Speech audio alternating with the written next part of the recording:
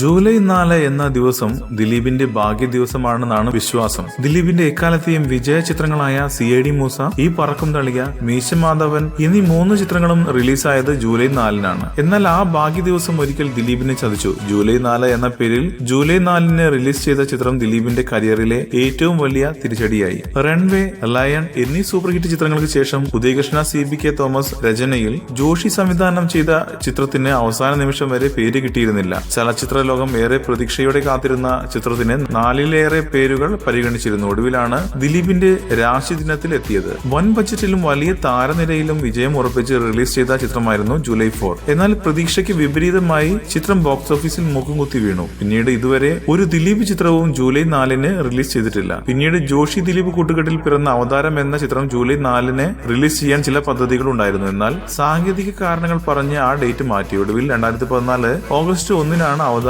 Release ചെയ്തത്. പക്ഷേ ആ ചിത്രത്തിനും വിജയം കൈവരിക്കാൻ സാധിച്ചില്ല.